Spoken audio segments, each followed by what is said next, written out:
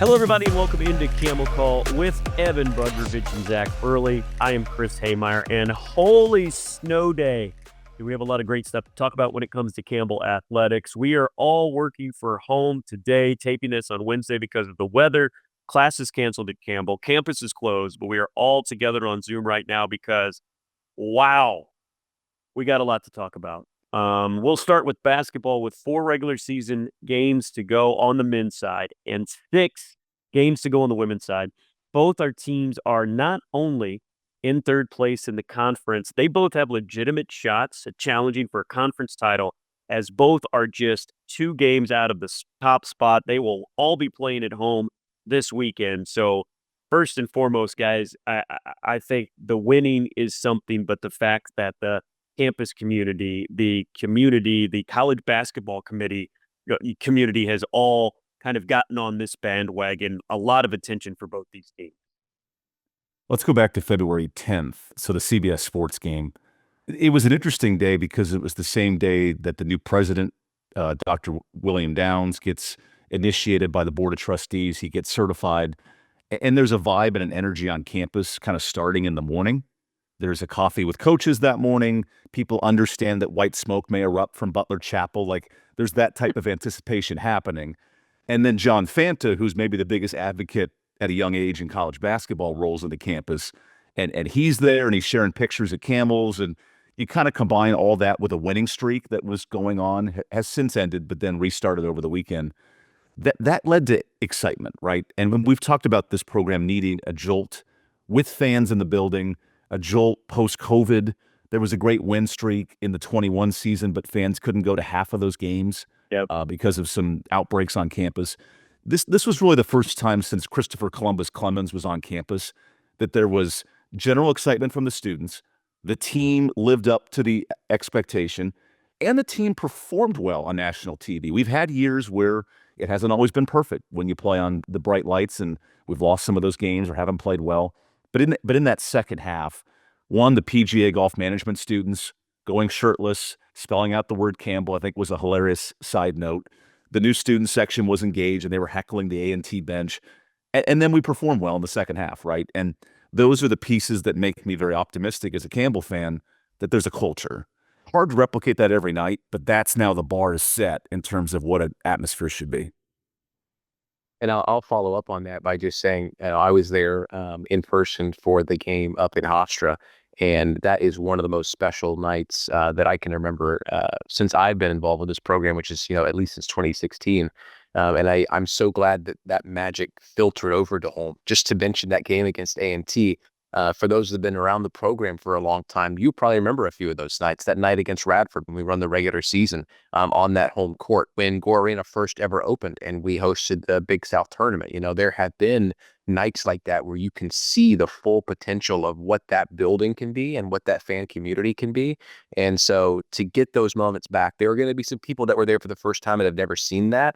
That building is capable of it. The fan community is capable of it. And I'm so glad that they have embraced it, run with it, and we're introducing some new people. We're bringing back some old people, and all I will say is that the bandwagon right now is very heavy. There is still some room, so if you're not on it yet, hop on.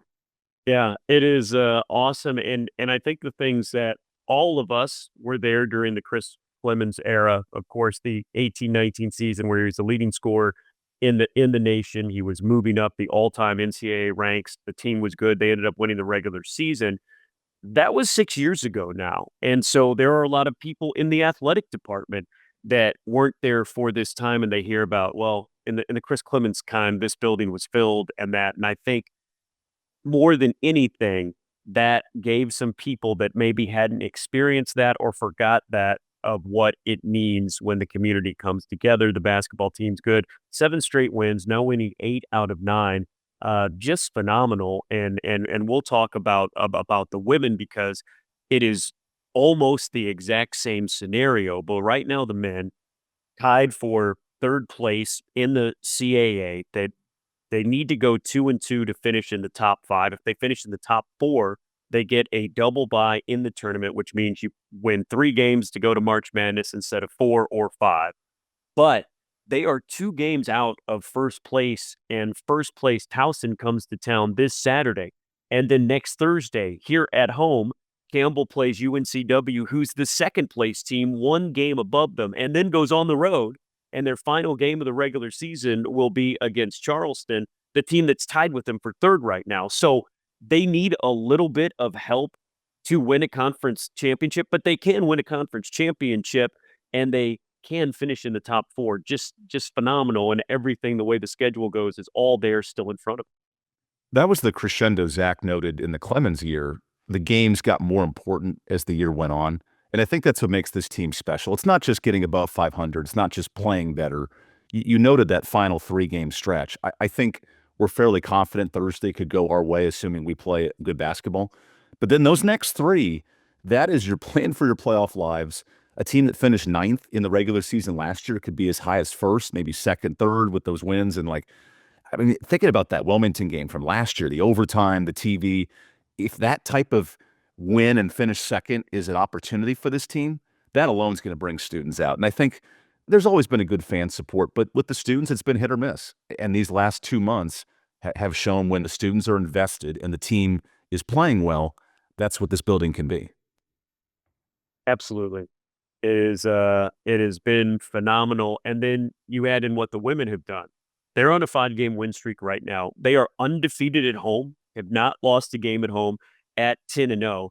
If you combine the two teams, Campbell basketball, men and women, are a combined 16-3 in their last 19 games. That goes back almost more than a month. On the women's side, the scenario very similar, except they have 6 more regular season games to play. Their postseason tournament happens after the men's postseason tournament in the CAA. But it's nearly the same scenario. They are tied for 3rd right now in a 3-way tie. They play basically all the teams around them. They've already beaten the first place team.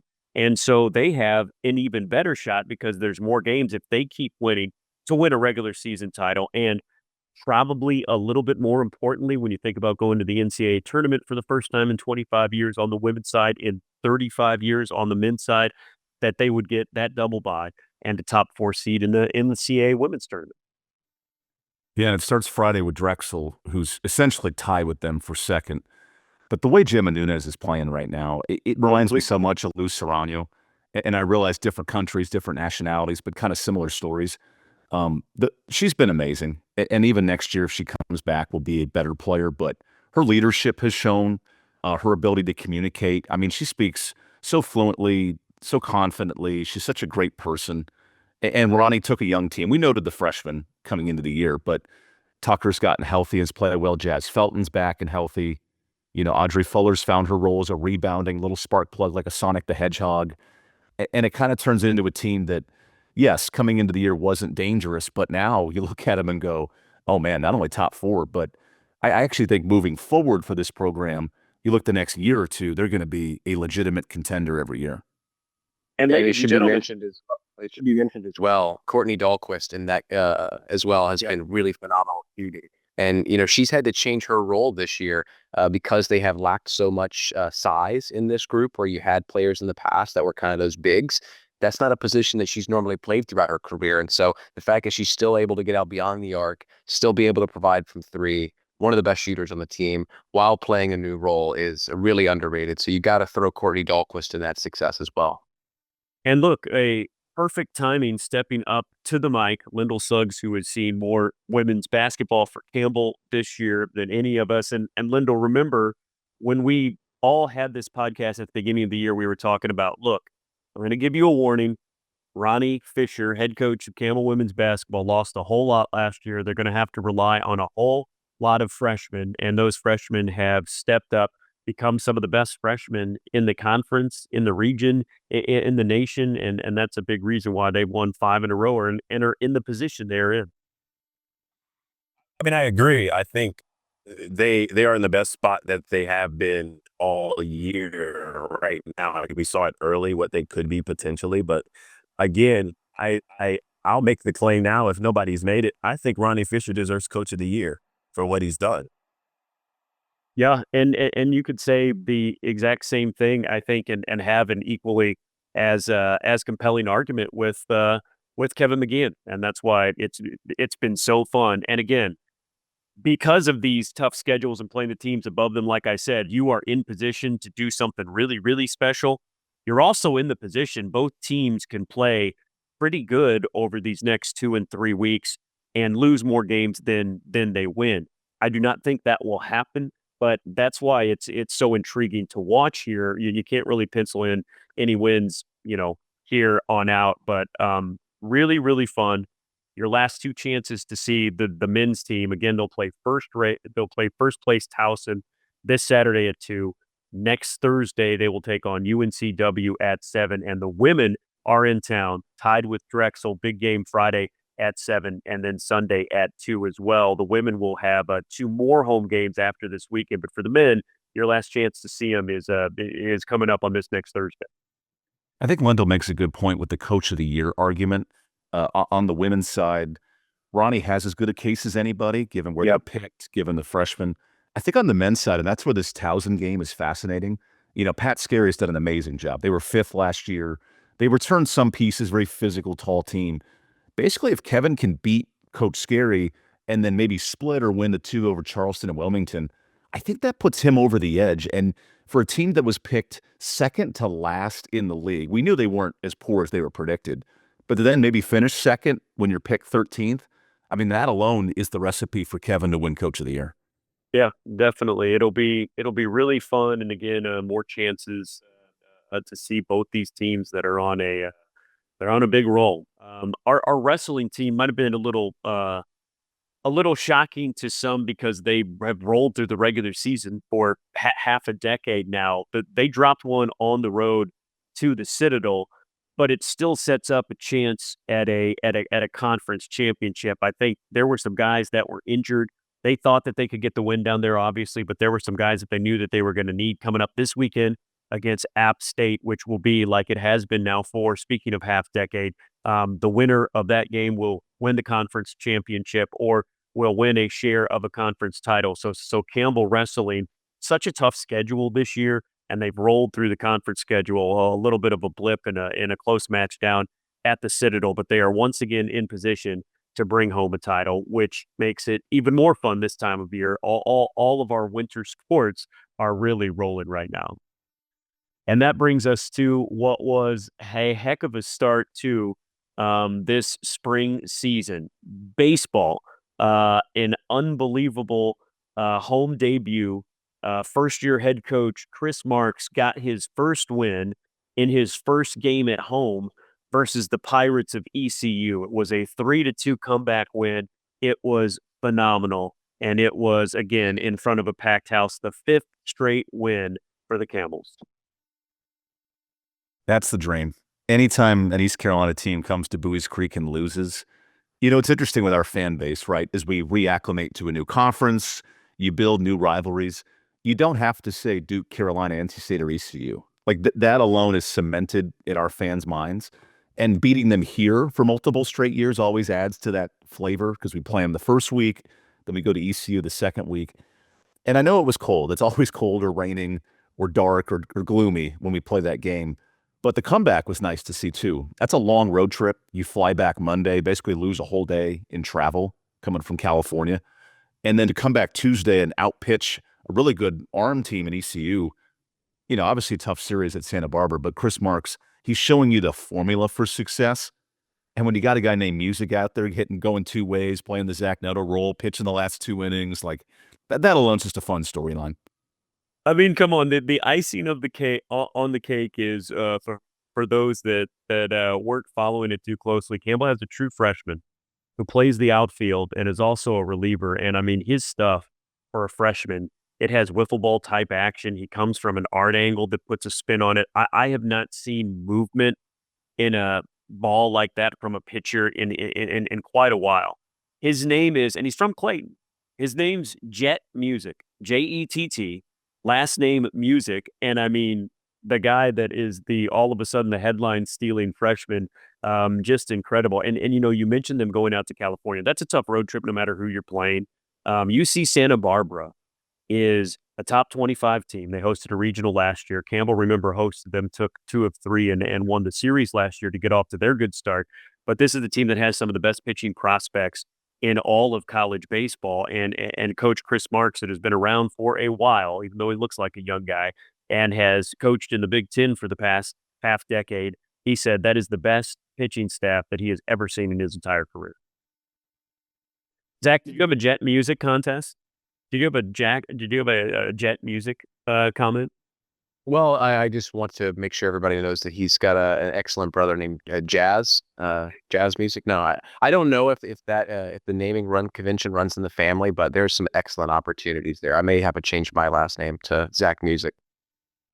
All I'm saying is I can't wait to call a baseball game because I came up with at least 15 music puns for when he absolutely excels in a game yesterday. But I'll take this angle here on the ECU game. Obviously, it was great to win, but I think us playing ECU and our fan base buying into the fact that it is our quote unquote Super Bowl, and everyone treating it as such as it's a big deal really plays into the fact that sometimes if you want to look at it however way you want to look at it, by conference or by school size, sometimes little brother wins and he wins consistently, and that's okay because and I don't know if you guys have seen it on Twitter, but I just like the acceptance from ECU fans where they kind of just like, this is our annual one every year. We're just going to lose to Campbell, and death, taxes, and Campbell beating ECU in baseball just seems to be unavoidable.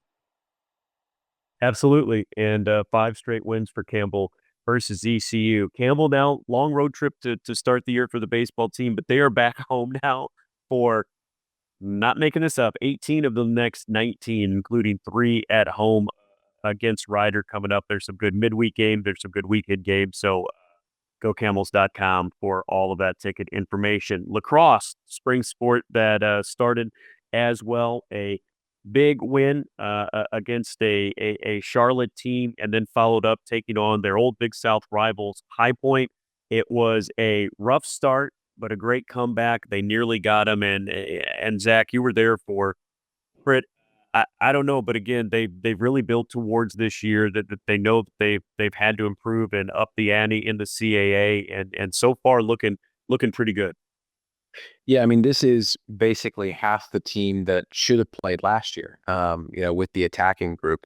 That UNC Charlotte game was a lot of fun because that was the very first ever road game for the 49ers. They're starting out their program this year. So that was pretty cool that you got to play in that game because Campbell knows exactly what that's like. They started this program within the context of college sports not that long ago. But we're seeing through that High Point game, we're down by a lot at halftime and staged a really good second half comeback. I think we're already starting to see the profile of this team, and it kind of matches what we thought it was going to match. That's not to say that it's not going to alter throughout the season, but you knew with the weapons up front that Rossa Welsh and Sam Bischoff and Jocelyn Hanbury and those players were going to play a very big role, and they're not going to shine themselves. They're going to make other people shine too. That has not surprised anything. That UNC Charlotte team's going to go play in an incredible American Conference, and they're going to do just fine. They've got a lot of heavy name transfers. High Point is going to do what they always do.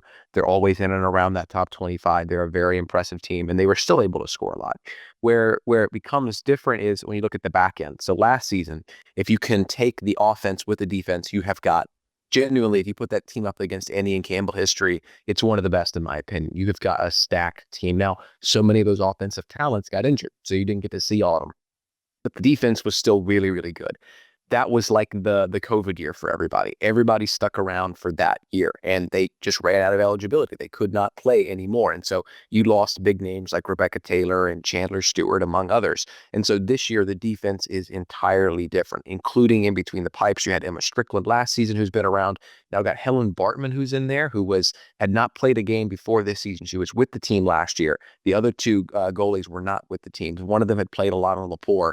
So you kind of had this mix of true freshmen, players never played before, some with experience, and Bartman's favored early. So that's a new change in between the pipes. And then in defense, it's almost entirely different. You've got a few returning faces like Carson Shoup, who is one of the lone upperclassmen there. A really fun one is Haley Coleman, who is kind of a draw specialist for a while. She's now been moved to defense just to kind of show you what Coach Don Easley and her staff are doing on that defensive end. They're looking for leaders. They're looking for people who've got game experience. That's a big part of it. And then you're factoring in a couple of freshmen who are having to step right into the game. And you're talking about Kendall Wilson and Claire Witt, who has coming into year number 2, getting a lot of game experience very quickly. So Brooke Cressy's another one of those that's stepping up. So that defense is the big place where there are questions right now. And we've seen that factor through. When that group gets settled in, when they've got those freshmen and underclassmen up to speed, when they're all clicking, is when this team is going to like give anyone a run in the CAA. They're capable of doing it now.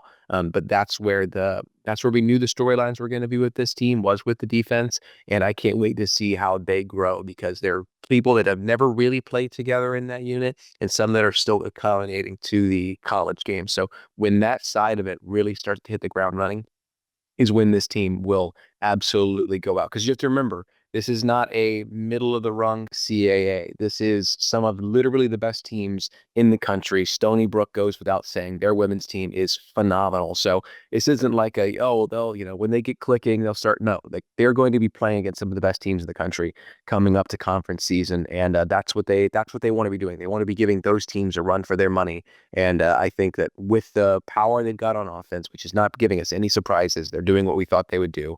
When they get that all done on the defensive end is when this team's going to really light stuff up.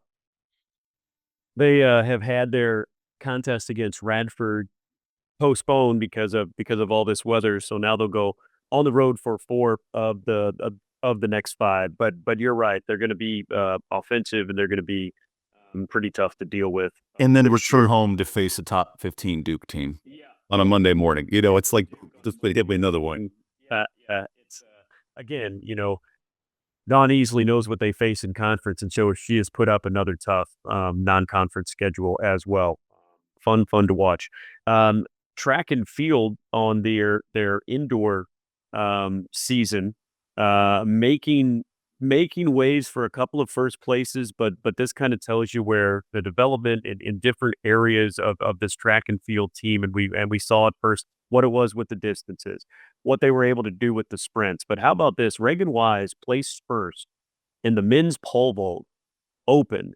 And that is something for the pole vault. There has been many years where Campbell did not even have an athlete that could do it or enter or try to get points, let alone place. They also had a first place Lamont Victoria with the high jump, as the jumpers have been there as well. But that shows something too. They're getting these different specialists in and placing in these things that they haven't placed in. I think that the vertical jumpers are the strongest part of this track team.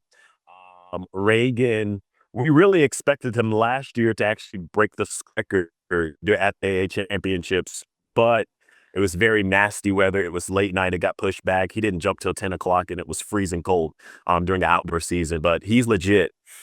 Our jumpers are legit as well. We had CJ McBride for a long time, and he took some guys under his wing right before he left, and they are flourishing. And I think that the coaches are doing a good job working with what they have. And I think that the vertical jumpers will be good. The pole vaulters will really be good this year. And it'll be exciting to watch compete in a different way as track and field for Campbell continues to evolve a little bit, this season, from what it has been in the past to what it was in the yesteryear and to what it's going to be in the future.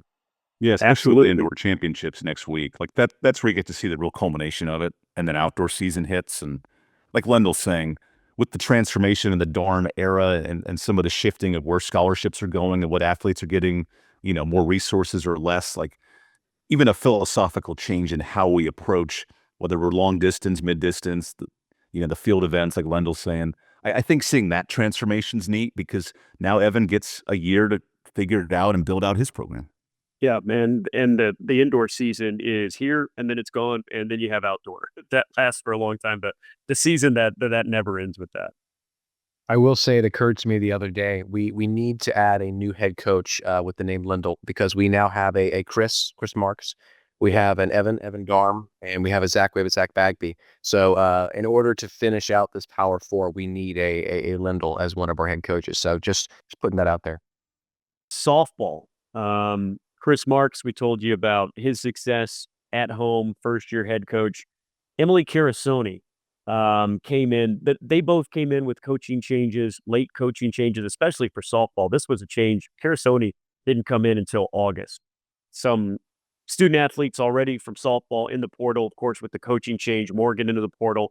So she came in, didn't have a lot in the cupboard, and then she had to go out and recruit. And my goodness, she has put together a really competitive team. 2 tournaments back-to-back at home helped, but Campbell 7-2. Their 2 losses comes to pretty good softball schools in UMass and Eastern Kentucky. And I think the thing that they showed that those that did stay, their entire outfield are some really good players that can really get things going at the top of the lineup. Charlie Montgomery, Tyra Parker, Aaliyah Sweeney, experienced players that have really been the catalyst, and some other freshmen coming along. But what I really like, and what was the biggest question mark, was their arms. The headline, of course, was Bella Smith, the all-time leading wins and games and strikeout total for Campbell. She went to Oklahoma, where they've won 3 straight national championships. She's pitching for them and winning for them, by the way, so that just magnifies how good she was. But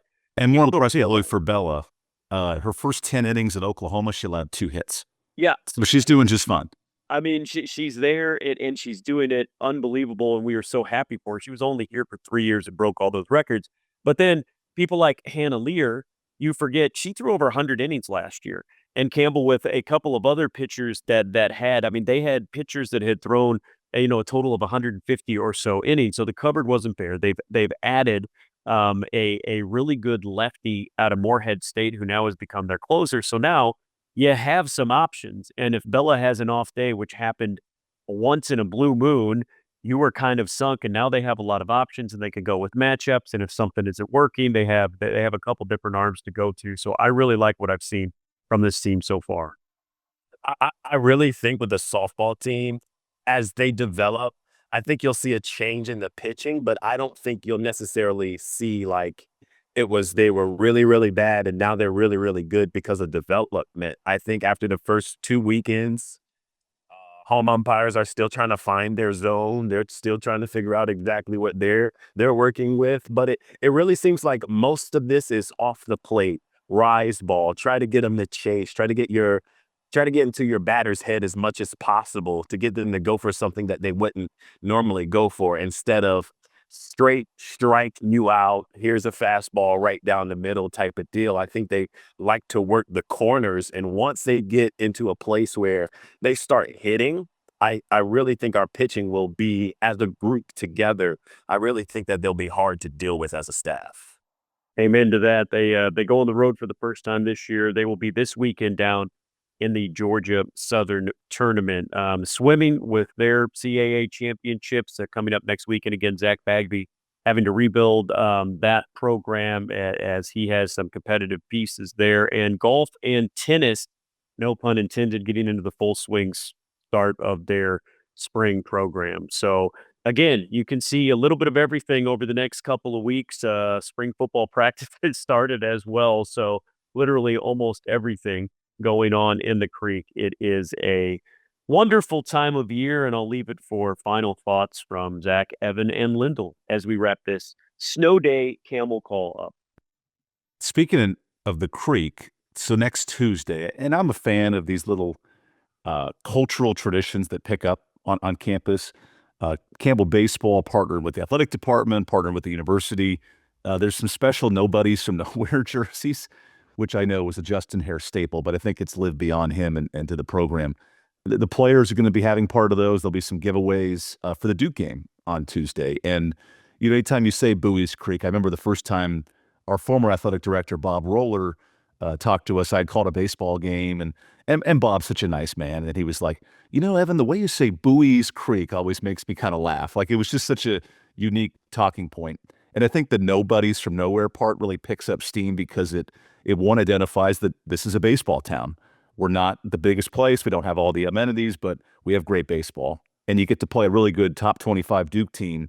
So I'm glad fans are embracing the nobodies from nowhere. I hope one day it's nobodies from Bowie's Creek, but I certainly can appreciate the satire behind it and the fans appreciating all that. I want everybody to take these next month very seriously because we have an incredible opportunity right now. I mean, I remember, and you can go on Twitter and see when people talk about the glory days, the Chris Clemens years, we were rolling in baseball, we were rolling in basketball, all of our sports were firing. We are in that right now. That is happening right now. We don't have to, don't live in the past. Don't show me Chris Clemens highlight reel stuff. Show me Colby Dugan stuff. Okay. That's what's going to get me fired up. I'm going to be listening to Jet music all night long. We can ride this high.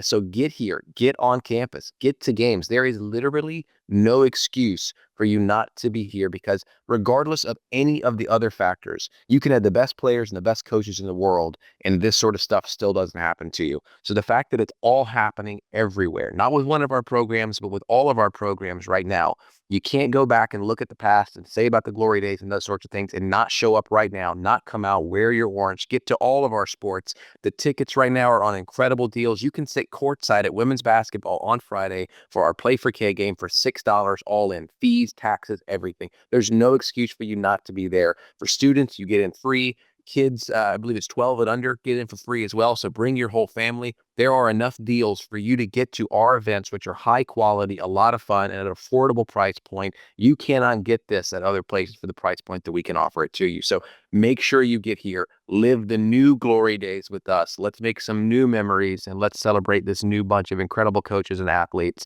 Get to the creek. Some incredible stuff is happening. I'll add on to that and say you can't even get into a middle school game nowadays for $6. So there's really no reason for you not to show up at this point. I'll say it like this. Nobody expected us to be transparently this good this soon in the CAA. Like in the second year of the conference, nobody expected us to be in this position where we are.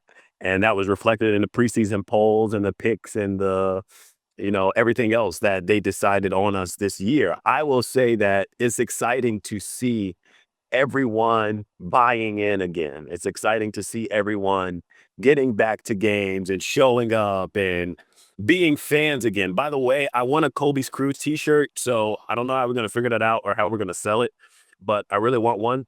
I just want to plug that in just for a minute. But I think that we are, like Zach said, we are in the glory days again, and this can be a sustained thing.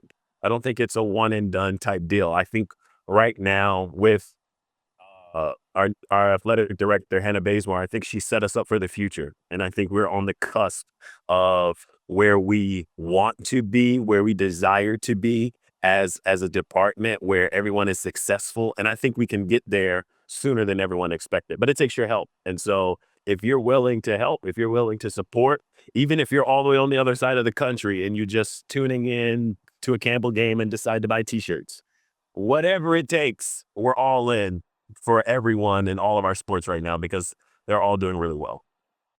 Yeah, I want to add on to that. I've finally made it around to a lot of the different venues. It's taken a year or two to finally get everywhere. You have to remember who plays in our conference. And I'm not talking about like the names. I'm talking about the size. I was at Stony Brook, something like 27,000 people, one of the top private schools in the country. We went down to Hofstra. They're sitting on Long Island. The guy that works for me in the creative department, Isaac Martin, was just at Delaware, which is the state flagship school. Like, you have to remember that the schools that we are playing against are massive, and you have a role not to be a fan, but be the fan. You can step up and be the one that shines in the stands. You can come out with your chest painted. You can come out with all of your crazy stuff and be that person. You can play a role here and have an outsized impact that you just cannot have at not just the big schools, but schools that are in our conference. We are an undergrad of something like 3,000 on campus, and then you have our other campuses, and you compare that to the big public state schools. It is remarkable, just like Lendl said, that we are competing where we are right now in the CAA. And you talk about sustained success. You can be a part of that. You can play a role at a little place like Bowie's Creek. You can be one of those nobodies as well and be a somebody for these athletes. So make sure you get on this train. It's so important because you're making other people's lives special. I talked to those men about basketball for that A&T game, and it means the world to them that you guys showed up. So you need to do it for them too. Don't just do it for yourself, but do it to support these athletes. Amen to that. Awesome stuff, you guys. Really appreciate it. Everything on GoCamels.com and Flow College. For Lendl, Evan, and Zach, I'm Chris saying we will see you on campus soon. Have a great weekend, everybody.